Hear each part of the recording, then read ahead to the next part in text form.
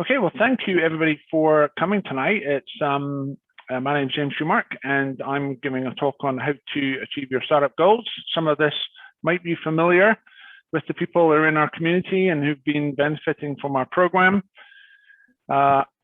Hopefully it will all make sense to everybody else, but I'd just like to welcome you to the League of Entrepreneurs, our meetup group that used to meet in in Edinburgh.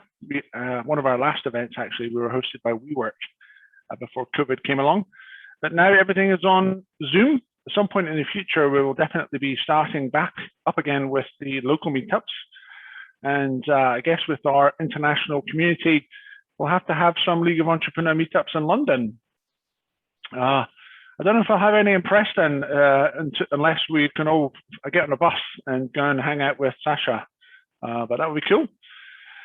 So this is our agenda for today. I'm doing the welcome, and then I'm going to be talking about how to achieve your startup goals. We'll have a time for Q&A, and then we'll have our networking breakout rooms. So Mike, if you can give me just let me know if I'm talking beyond 7:40, because I might not remember what time I meant to stop talking. And then so then at 8 o'clock we'll have our networking breakout rooms, and our VAR and our VIP members will have an opportunity to talk to each other, as will the VIA members in the League of Entrepreneurs. So it's great that we're bringing people from all over the world, entrepreneurs who are in our programs, entrepreneurs who are in our community. It's great to, the great thing that COVID has done is leveled the world for us. It's made it easy for us to hang out and meet entrepreneurs wherever they are. So I'm really grateful. Okay, so just before everybody goes, I just really, in case people have to drop off or leave early, I just really wanted to bring it to your attention that on the 6th of October, Mike is doing a very special grant writing workshop. This is an opportunity for entrepreneurs to learn how to apply for grants. And Mike has a fantastic track record of helping entrepreneurs get grant funding. I think if you watched our teaser video for this event, Mike revealed that he was involved in entrepreneurs raising about £1 million worth of grant funding. So he knows what he's talking about. So please put this in your diary and get a ticket if you're not in our programs yet, just so that you get the reminder and you get access to it. Okay, so who is James Shoemark? Well, that's me, obviously, but I just really wanted to give you a little bit of an idea about my background and my experience, just so that you understand what I'm talking about and why I might have some idea into how to achieve your startup goals, which is the topic today. So I have run about 7 startups over a long period of time. I started off in engineering as an apprentice, then I ended up working as an outward bounds coach, and so I was helping young unemployed people develop their personal image, their self-esteem through learning how to do rock climbing, canoeing, hill walking, all of those kind of things. And that took me to America, where I ended up as a motorcycle courier in Los Angeles, and I saw an opportunity to import classic motorcycles from Los Angeles. So for instance, I bought a Kawasaki Z1B 900cc motorcycle for $150, and I sold it for £2,500 in the UK. So that was my first startup. But I didn't really understand what I was doing, and but eventually I had good fun for 3 years or so, and then I decided to start a juicing business. And I came back to the UK, and I went on this program on how to start a juicing business. And I got really bad advice about writing a business plan, writing a marketing plan, when what I should have been doing was had a pop-up juice bar or a cart of some sort, and I should have been in the meadows or in the park selling juice to people who were thirsty. But it was overcomplicated, and I wasted a significant period of my life doing that. Then I went to university, studied community education. Then I ran a motocross project, helping young people again to develop their identity and their self-image. And so I've kind of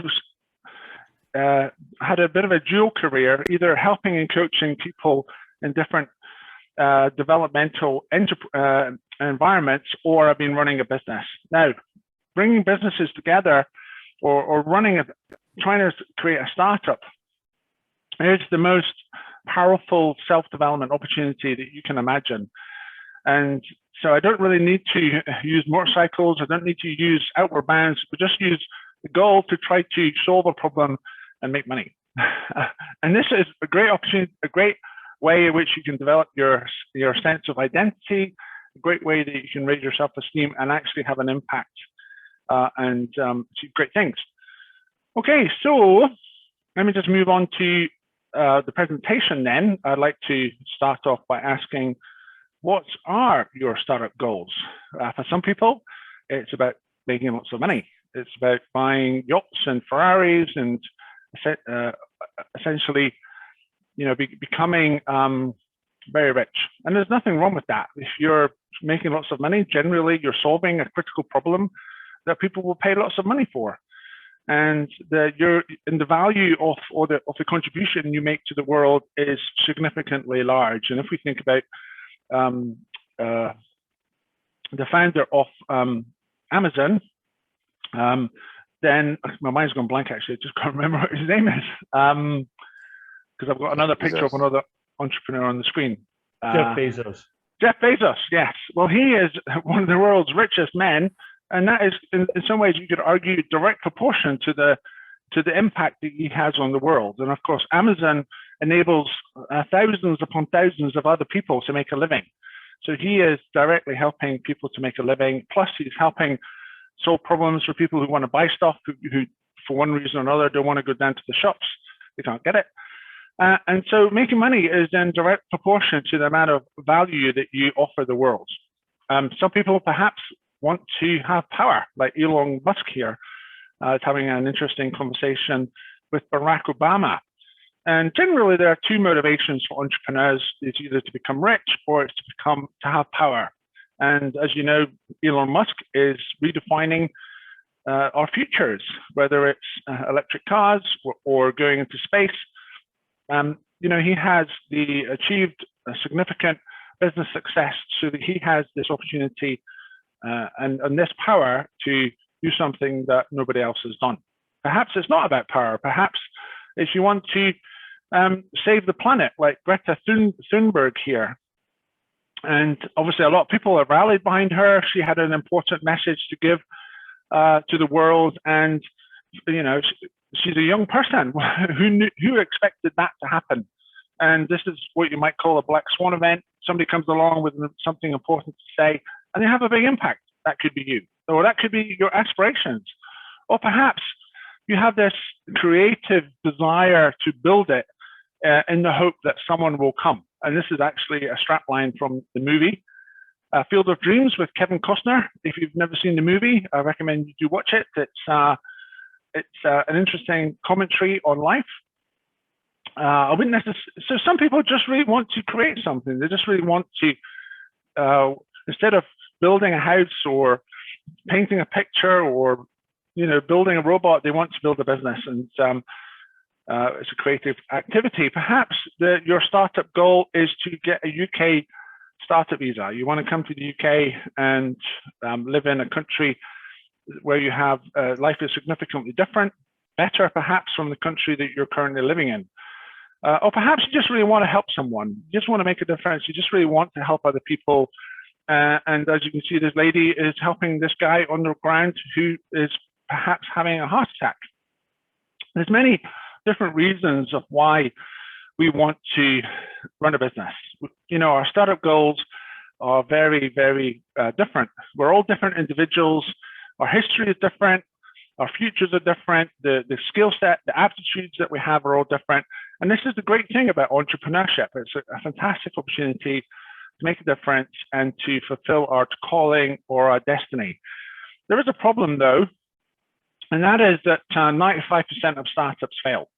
And some of you have seen this slide before. This is based on Y Combinator's experience. Paul Graham analyzed all the startups and entrepreneurs that were going through their program.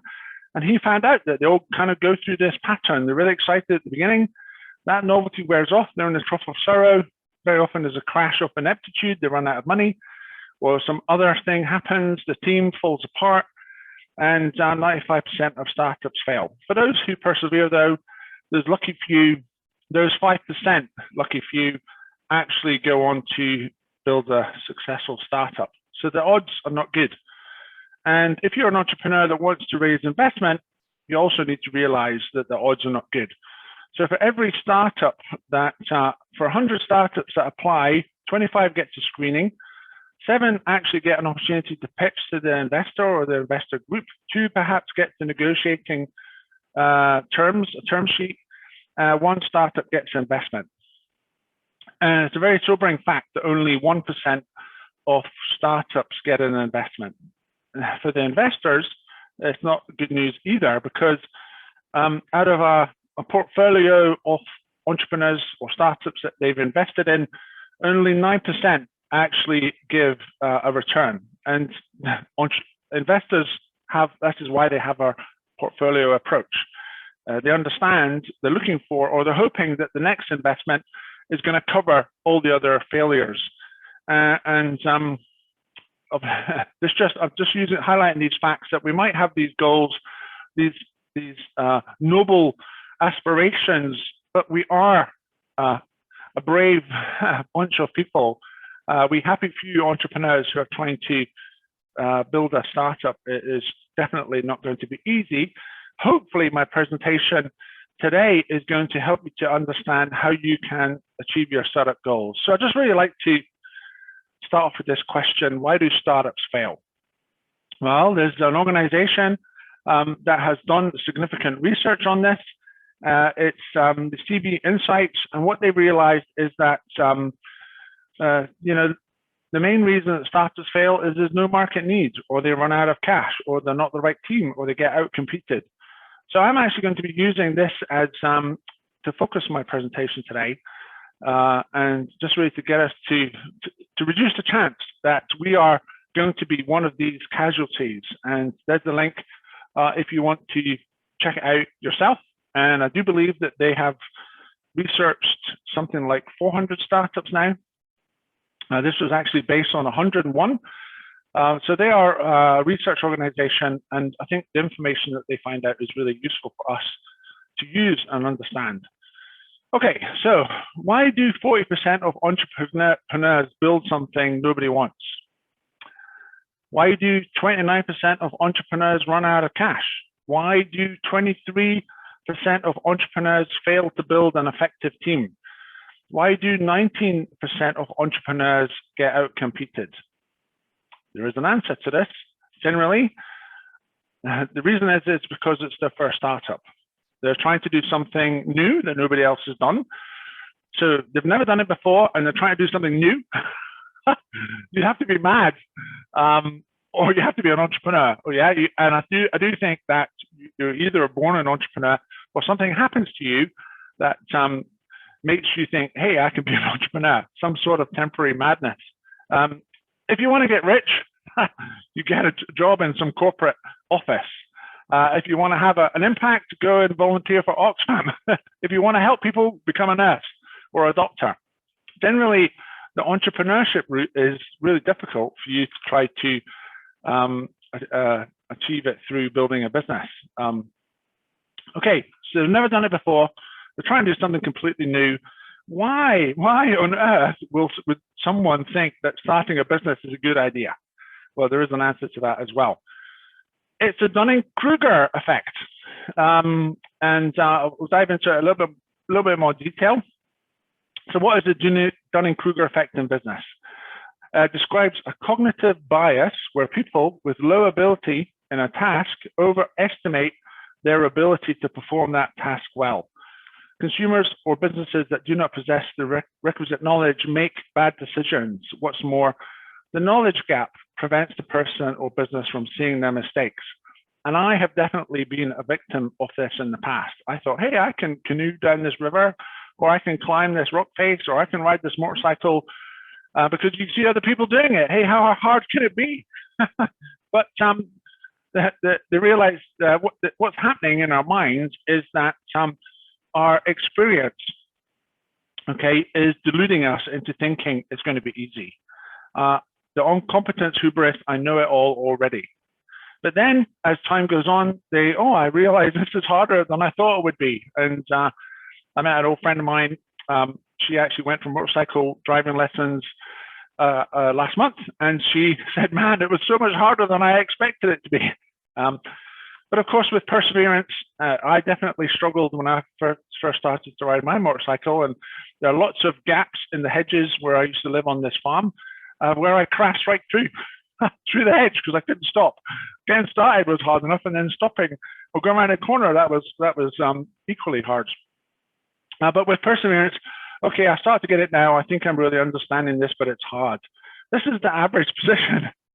But if you keep on persevering, then you get into flow with the subject, and you actually become an expert at the thing that you're trying to do. So this is why so many people start businesses and startups. Entrepreneurs are creating startups every 3 seconds. They don't understand how hard it is. They think, yay, everybody else is doing this. Look at Elon Musk, look at Richard Branson, look at Jeff Bezos, look at Bill Gates, all these amazing entrepreneurs. How hard can it be? If you've read Outliers by Malcolm Gladwell, you'll understand that there's this principle called the 10,000 hour rule. And generally, the point is that Bill Gates, he had 10,000 hours of writing code before he started his business. The Beatles had 10,000 hours of performing in a basement bar in Germany before they came to the UK and tried to become famous. And as an entrepreneur, we don't generally get experience of starting a business unless we actually do it.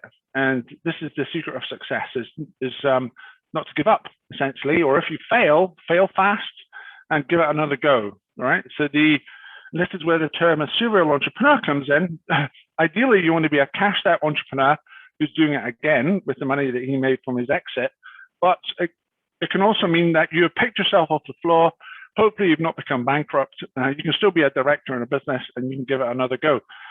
Now, of course, if you're on a startup visa here in the UK, it could be, the consequences are far more acute, and it could spell the end of your entrepreneurial journey in the UK. And so you might have to think, oh, let me try and start a business in America, or let me try and start a business in Canada. Where else can I go? But hopefully, my presentation today will prevent all of you from making unnecessary mistakes, because the evidence is there. If we learn from the mistakes that other people make, then we increase our chances of being successful. And you might have heard of the phrase, stand on the shoulders of giants. Generally, this is applied to business. Sorry, this is applied to academic research. So Einstein stood on the shoulders of Galileo, or Thomas Watt, or Newton, or some of these other people. Einstein wasn't, if it wasn't for these people, he wouldn't have achieved the things that he achieved. And as entrepreneurs, we need to learn from the mistakes that other people have made. Life is too short. There's not enough money for you to learn from your own mistakes. So if you want to be amongst the 5% that's successful, you need to learn from the mistakes that other people have made. And there's lots and lots of books that CB Insights will tell you 405 reasons why these startups failed, so you can avoid making the same mistake yourself. Why wouldn't you? Okay, so this slide is from 4weekmba.com, Dunning-Kruger effect. If you want to check it out yourself, there's the link there. So and there's also another article where you can actually take a survey to find out whether you are a victim of the Dunning-Kruger effect yourself or not. And I think Mike and we should actually incorporate this into some sort of tool that we use to vet people who want to join our program and get a UK startup visa. Because if we can help people to see whether they're a victim of the Dunning-Kruger effect or not, then we will be doing them a good service, I think. So anyway, there's just some questions. How long are you in this particular market? Obviously, this is like your domain expertise. Have you started your business before? There's a whole bunch of questions. We're not going to look at them in detail tonight, but if you want to check them out yourself, it's on medium.com. If you just Google startup, Dunning-Kruger effect on startups, Medium, you'll find this article, and you'll be able to go through the questions and find out where you stand yourself. Okay, so I'm just going to take a deep focus in on those reasons why startups fail, and hopefully I can give you some solutions so that you can actually achieve your goals and not become one of the 95% that fail. All right, so no market need. Yeah, this is a common mistake that entrepreneurs make. Almost everybody that applies for our program, and we get hundreds of applicants, they all have this mindset: if you build it, they will come. Okay, this is the number one mistake, because very often the entrepreneur has got his ladder against the wrong wall. And I have made mistakes in the past of thinking, this is a good idea. Why don't I try to build a business here? I read this book called Think and Go Rich by Napoleon Hill. And he said in the book, write down your goal and then focus on it every day. And I thought, okay, I'll have £1 million in the bank. That's a nice goal. And then I started one business after another, and none of them were successful because I chose a really bad idea. And my ladder was against the wrong wall. And this is a quote by Stephen Covey. He wrote The 7 Habits of Highly Successful People. I definitely recommend you read that book. You will be doing yourself a big favor if you develop those habits and avoid making the mistakes that everybody else makes. I read another book 5 years later. It was called Outwitting the Devil, again by Napoleon Hill. It was so controversial it had been banned, or his family didn't want to make it public. And in this book, it's like an imaginary conversation with the devil. And that's why the book is called Outwitting the Devil. And so Napoleon Hill asks the devil, why do so many people fail? And the devil says, because I get them to drift. And I had been drifting up to that point. It was like, oh my goodness, slap in the face, wake up moment for me. I thought, I really need to do something different. I need to stop drifting. I need to get some clarity. I need to make sure my ladder is on the right wall, and I need to head in that direction. And I discovered that there was this tool. Somebody else had been thinking the same thoughts and had come up with a solution. And it was in a book called Startup CEO. And it has this very simple assessment. And so it just really asks a number of questions. The first one is customer pain. Does the market need my idea? And then you put a score in here. So I've kind of come up with an idea. I'm going to build chocolate teapots. I think my chocolate teapots are going to be great. There's nobody making chocolate teapots in the world, but hey, people will love chocolate teapots. It's going to be so awesome. But unfortunately, the market or the world doesn't really need chocolate teapots because they don't work. As soon as you put a tea bag and hot water in your chocolate teapot, it's going to melt. Market opportunity, well, that's very low. Not many people are going to buy chocolate teapots unless they're a novelty or a gift that they buy to give to their friends or their relatives at Christmas. Hey, look at this wonderful chocolate teapot. Okay, can I win at the business of making chocolate teapots? Well, probably, because nobody else is stupid enough to think that chocolate teapots is a good idea. Am I a strategic fit? Have I experience of making chocolate teapots and selling them? Not much. Okay, so let me give myself a low score here. What about the economics? Can I afford to solve the problem of making chocolate teapots for the world? Well, I haven't actually got much money. I haven't been able to raise investment. The investors, I don't know what's wrong with the investors. They don't see this amazing opportunity to sell chocolate teapots all around the world. Okay, well, maybe I can sell a few on Amazon and bootstrap from there. Anyway, my score is 1.80. So this tool, and there's actually a Google, we've created this on Google, and you can use it yourself and put your startup ideas through this calculator to get a score, right? And now, of course, it's the quality of the results is in direct proportion of how honest you are with yourself. And if you want to delude yourself into your startup, thinking that your startup is a good idea, then you will. Just like I think my chocolate teapot idea is absolutely awesome. I can delude myself into thinking that it'll work. I'm not doing myself any favors. Problem is, of course, that my pain threshold might be too high. That I suffer for years and years and years trying to sell my chocolate teapots, rather than having a low pain threshold and saying, this is just too much hard work. I'm going to get a day job. I'm going to, sell boots on Amazon or shoes on Amazon. I'm going to do something different rather than sell chocolate teapots. So do you have a high pain threshold? It's not necessarily a good thing. So here's another example of a business using this calculator. Electric car. Ooh.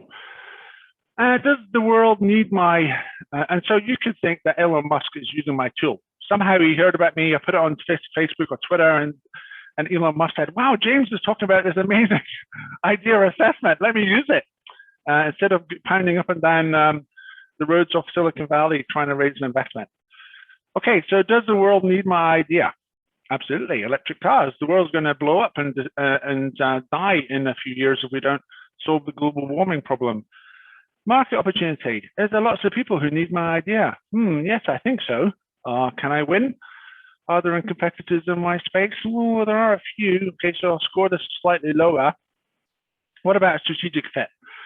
Have I done this before? Is this a problem I can solve? Well, I think so. I've been obsessing about electric cars for a long time. I've been thinking about the industry and, really understanding the principles behind it. It's about the battery, not necessarily about the wheels and the steering wheel of the car.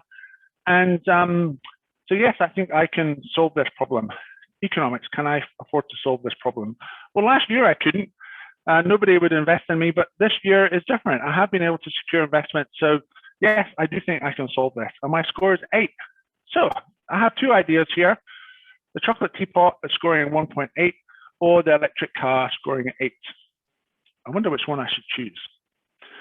So hopefully you can see this is an example of the ladder that, the wall that you need to put your ladder against. And ultimately it comes down to the fact that if you have a really good startup idea, if you're solving a problem that the world really needs solved, if you have domain expertise, if you've got the money behind you, can you actually compete against everybody else? Then there's a good chance you'll be successful. And I have wasted many, many years of my life, as I said before, trying to build a business with a bad idea. So if you want to achieve your startup goals, make money, have control, have power, make a difference in the world, then use this assessment tool. Here's the link. So if you, it's public, so you'll be able to copy it and make it your own. We will share this link later on, just in case you're not able to take a note of it. You could take a picture of the screen if you want with your phone, or you could just do a screen grab, whatever. Anyway, why do I think that a chocolate teapot is a good idea? Does anyone know what this character's name is? Any movie fans out there?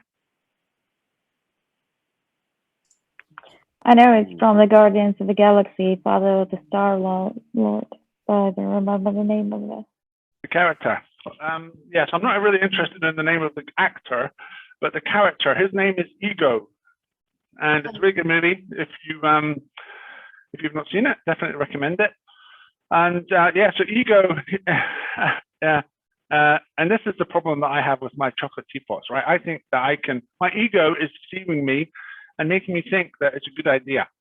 And ultimately, it may lift me up and I might cling on to it and refuse to let go.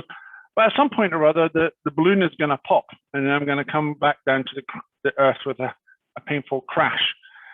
But it's, I'd just like to say, it's a good sign that you have turned up for this call. So perhaps your ego isn't making you think, I don't need to attend James's call. I know how to achieve my startup goals already. Yay! My ego's deceiving me. I'm not even aware of it. But thank you, everybody who has come on this call today to hopefully to learn something, obviously to talk to other people in the group, excuse me, but generally, it's a good sign that you've turned up for this call. And it's sad for all the other people who haven't. Okay, we're going to talk about what to do what I should do when I realize my chocolate teapot is not a good idea. All right, so this is something from Steve Blank, and he talks about something called the pivot. So in startup land, and of course, building a startup is different from a big, it's not a small version of a big business. A startup thrives in chaos. day in, day out, you're doing something different. Your assumptions are changing. That's chocolate teapots are rubbish. Nobody wants to buy a chocolate teapot. Okay, let me do something else. And so let me try and sell electric cars.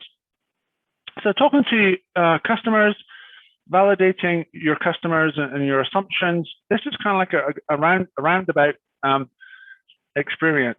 Hopefully it's not the magic roundabout where people are smoking drugs like the Magic Rabbit, but I think his name was Dylan. But this is where you build, measure, learn, and you test your assumptions on a rigorous basis. And then you move on to creating customers and building the company. But the key thing is you might need to think about a pivot in your business. And some people have actually done this in our program. There's nothing wrong with doing a pivot. There are many, many examples of businesses that had to find a pivot so they could be successful. And Android, I think they were making cameras before, or speed cameras, or some sort of traffic cameras before they decided to be a mobile phone software. From a camera to a mobile phone, that's quite a big switch. But if you Google all these other companies, you'll find out that they all realized that plan A wasn't going to work out, and they need to find plan B, make a pivot. And by the way, we recommend this book by John Mullins, Getting to Plan B. And I actually have a signed copy by John Mullins because I was able to grab him at the end of a lecture in Edinburgh and force him to sign it. So getting to plan B is, if you're an entrepreneur, if you're on a startup visa, there's nothing wrong with saying plan A doesn't work. This is one of the things that makes us different from all the other endorsing bodies. We understand that your plan A might not work. So if you go to an endorsing body with your business plan and, what do you think of my business plan? Well, it's rubbish, it's not going to work, and they're not going to help you anymore.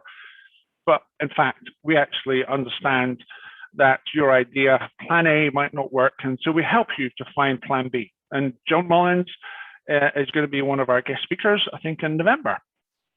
So you'll be able to ask him about plan B and the customer funded business and a whole bunch of other useful books that he has written. So here is the startup curve again. This is, again, credits Paul Graham here. It's been created by a different artist or different blogger. But generally, what we're looking for in a business is what's called product market fit. And generally, if you can't find product market fit, nobody is paying you money. It's too hard. You know, the chocolate teapot is sales are going down the toilet. It's not working out. Then you need to make a pivot, because the goal is to find product market fit. And this generally is where people start to pay you money and you start to scale. So if you remember that plan A isn't going to work out, that I need to build something that solves a real problem for the planet and for other people, and I perhaps need to make a pivot, then you will achieve your startup goal of making money or getting power. All right, so let's look at the next topic, running out of cash. 29% of startups run out of cash, and one of our co-founders, Dan, gave a presentation on how easy it is to run out of money if you don't have the systems in place, the payment terms or the payment timings. It's right. Even though you're getting the orders are coming in, you might not have enough cash to support the business growth and end up bankrupt. But generally, one of the reasons why entrepreneurs or startups run out of cash is the fact that failure is subtle. And this is actually something I learned from listening to Jim Rohn and reading his books. Here's a quote from Jim Rohn: "Failure is not a single cataclysmic event. You don't fail overnight. Instead, failure is a few errors in judgment repeated every day." If you go back to that picture that I showed you earlier on of the man lying on the ground, and generally, if we ate a Mars bar and then had a heart attack, how many Mars bars would we eat after that? Not many. But people eat Mars bars, or they don't get enough sunshine, or they don't exercise. They think that they can sit behind their computer all day and they're going to be okay. Failure is subtle. developing a condition in your body that leads to a heart attack is a subtle process. And this is an analogy of what we need to think about when it comes to our businesses. We need to understand that failure is subtle, and it's really important that we do not make the errors in judgment repeated every day. We do not sit around a computer and think, I'm going to paint lovely flowers on my chocolate teapot. Maybe people will buy them then, or maybe I can make smaller chocolate teapots. Maybe people will buy them then. You got to just realize that some things are really important that we need to do. So we need to exercise every day. We need to eat healthily every day. We need to get sunshine every day so we can get vitamin D. We can get nitric oxide to reduce our blood pressure.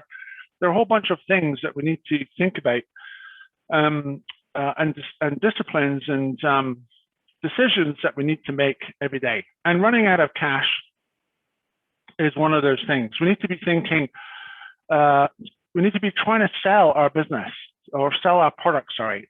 Now, obviously, trying to sell chocolate teapots every day, sell a bad idea, not a good thing, okay? I need to make that pivot. I need to make sure my idea is a good idea and try and sell it every day, which is the ultimate validation that I am actually solving a problem that people want solved. They pay me for it. I offer them value.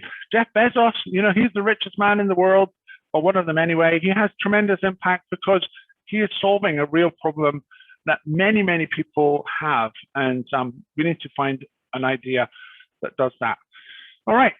Some of you may have heard of the law of distribution. This is what's called the bell curve. And just to explain what this is, here's an example with trees.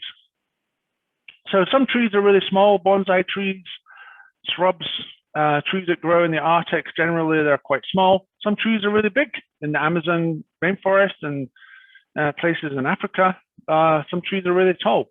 And just outside San Francisco, you have the tallest trees in the world. But generally, trees are about the same height.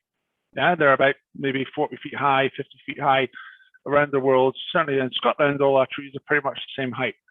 So this is an example of the law of distribution. Now, let me just get you to think in terms of being unfocused or being focused. Some people are really focused. Some people are really unfocused. Most people are in the middle. And this kind of goes with personalities as well and a whole bunch of other things. Some people are really poor. Some people are really rich. Most people are kind of like in the middle. And let's apply it on another axis in the right direction and the wrong direction. So what this gives us is a number of quadrants.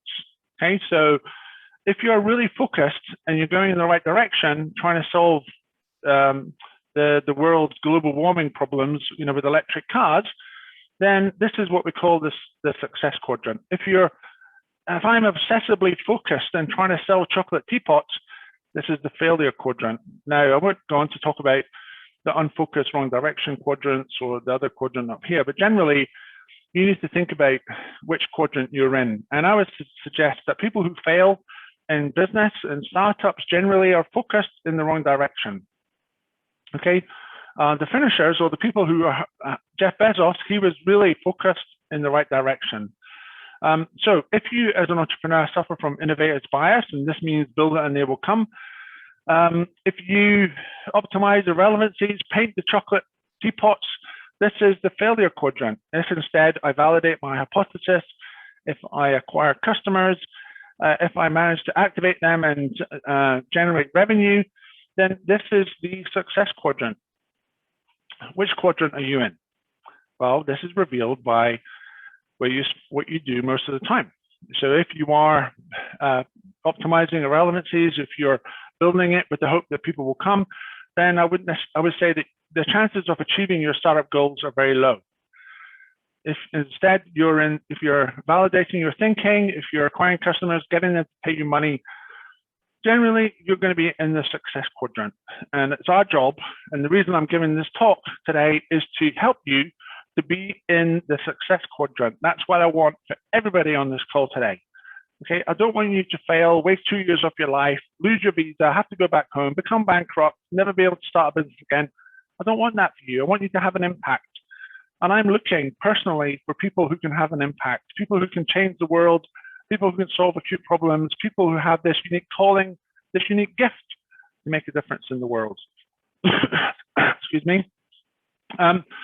Okay, let's go to the next reason why entrepreneurs, startups fail. They get outcompeted. Now, for many entrepreneurs, we think, yay, I'm the only one that sees the value in chocolate teapots. Let me just run down the road of building my business.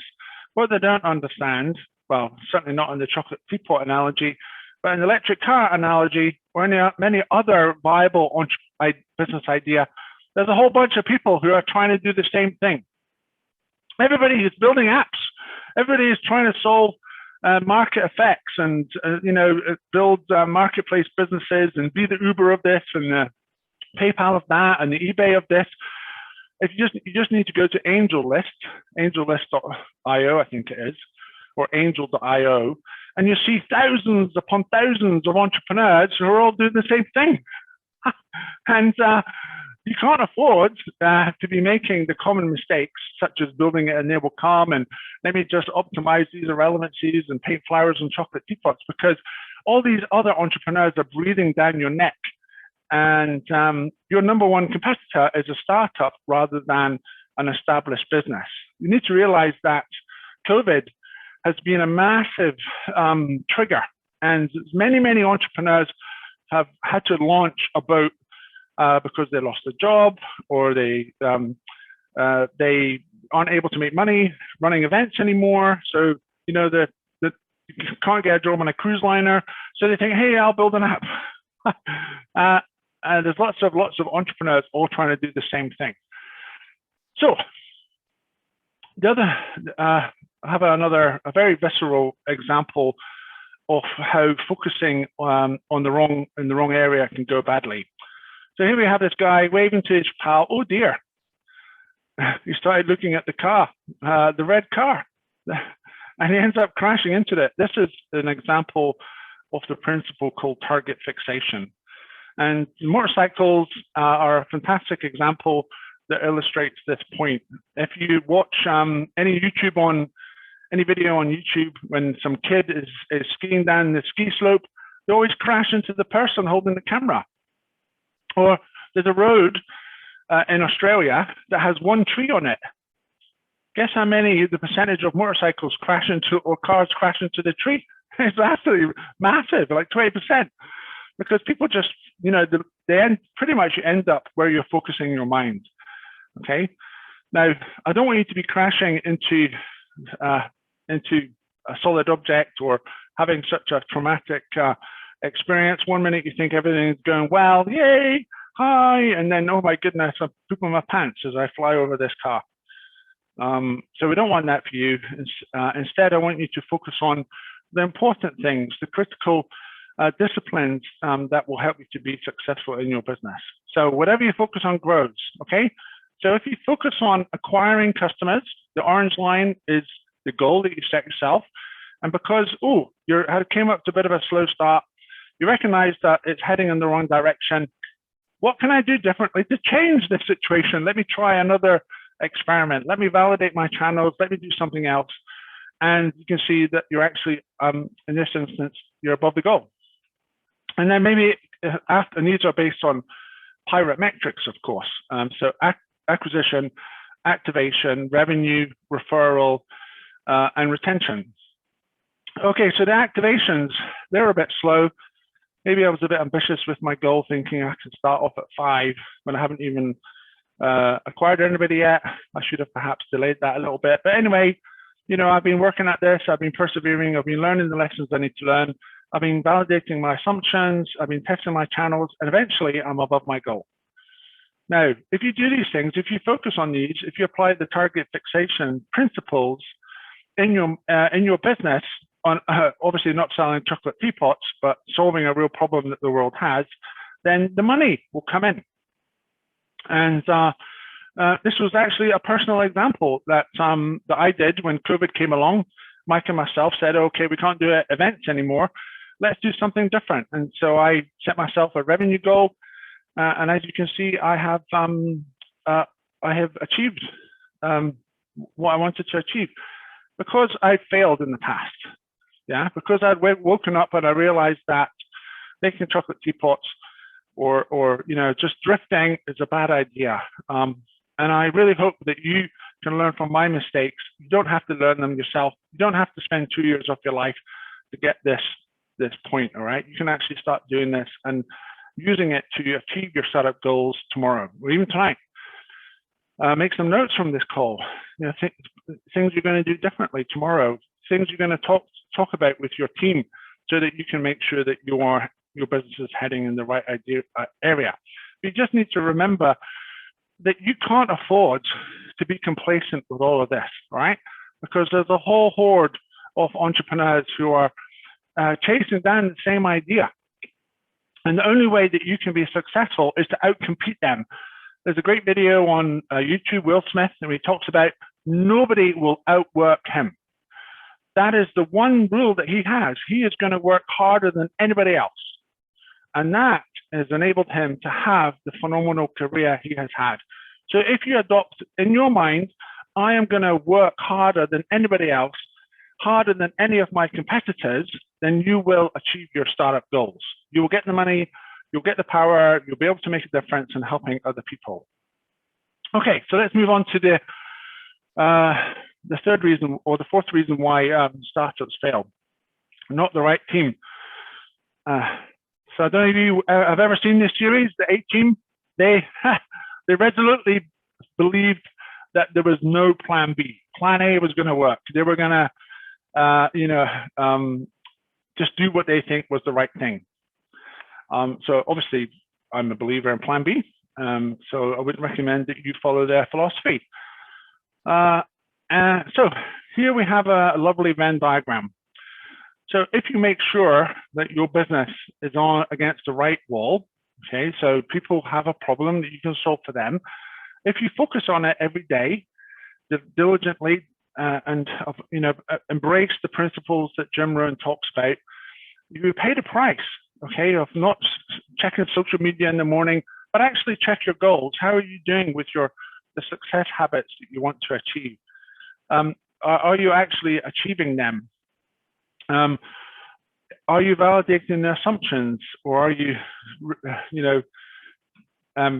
still a victim of your ego? Well, if you do all these things, if you find a good idea, if you focus on it daily, if you validate your assumptions, you're an effective team, which will set you apart from all the other competitors who perhaps aren't aware of this.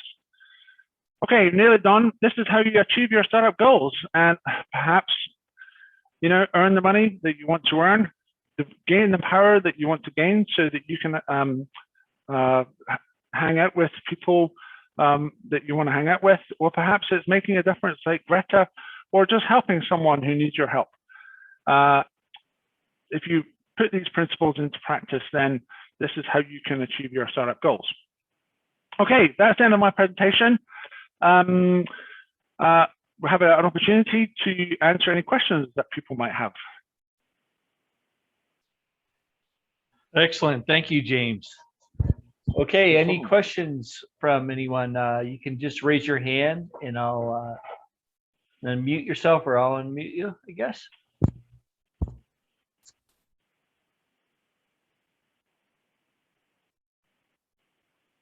Okay, Marilee has one. Marilee. Yes, for example, James, now we are starting with the business. For example, in my case, I am alone, but there will be a moment that I will need to start to construct my own team.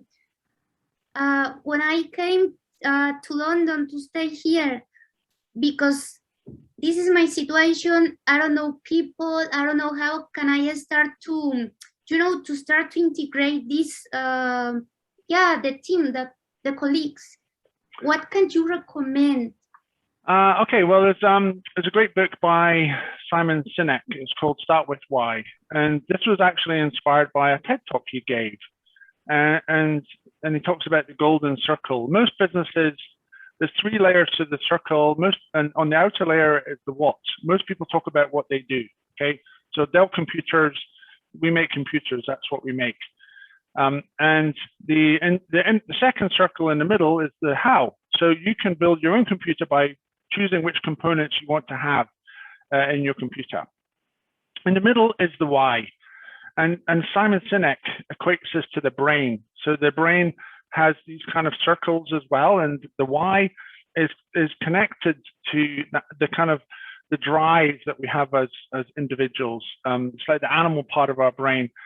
And many businesses don't talk about the why.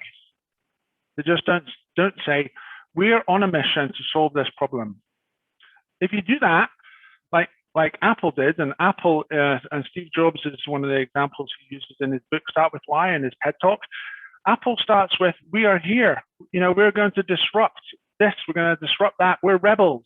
We don't believe in the status quo. We want things to be different. We want things to be better. So they completely disrupted the computer design space. They completely disrupted the music industry. They completely disrupted who's heard of a compact disc or a Walkman? Yeah, it was Apple that was responsible for the massive change in technology. So Marilee, you need to get really clear about your why, the mission that you're on, and you need to get that out to the world. Okay, you need to become a thought leader. You need to be a key person with influence in this space. The good thing is, when people Google you, they believe what Google tells them. Who is Marilee? Oh, okay, she's this woman on a mission to solve this problem. Yeah, I believe this is a problem that needs to be fixed. Wow, this is so cool. And she's given an opportunity or an invitation for people to join her and help her, because the early adopters, the innovators, they do want to help you solve your problem. People want to get involved. Okay, so if you are able to articulate the vision, the reason why you exist, Marilee, the reason why your business can make a difference, and you position yourself, you tell Google what to say about you. Okay, you can actually write articles, blog posts, and so when people Google you, they find the results that you've told Google to give them. And so this is a unique opportunity for entrepreneurs. So yeah, you need to have a vision. You need to find people who believe in your idea, who want to help you. You just really need to start talking about it. You need to start blowing that trumpet of yours, and give people an opportunity to find you and rally next to you. Does that make sense? Yes, thank you so much. Yeah, James, now, yeah. Thank you, James. Yeah, we can help you with that, Marilee. But you're right, it's really difficult to build a successful business on your own. The chances of success, if you Google success rates of solo founders, you'll find that they're a lot lower than people who've been able to build a team. If you can't recruit a co-founder, how are you going to recruit investors? How are you going to get customers? So it's all about your ability to sell the vision, to sell the dream. Of course, it helps if you understand what people's motivations are, if they want to get rich, if they want to have power. You understand these things, then you can influence them to join your team.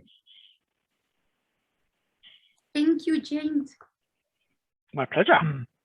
Thanks, James. Should we take another question before we go into breakout rooms from anyone in the group? Yeah, I have one, James. Okay, Sasha. Right. I just have like a similar question like Marilee has. Like, so you said that you have to like, go out there and tell people that you're rebelling about it, changing something about the current trend or something, right? So how do you think we should do that? Like, is it like supposed to be on social media or just like create a videos or something? Because I am working on that, but I'm still not really confident enough to be on camera. And just like the way you said they did it, Apple companies and all. So. Well, let me just be brutally honest here.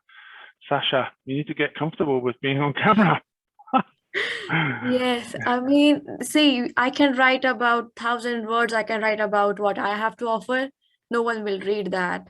Okay, maybe on LinkedIn, nowhere, unless you have to like be there somewhere shouting about it, Well, there are ways to overcome this, and I struggled with being in front of a camera, before as well, and it's something that I don't worry about anymore.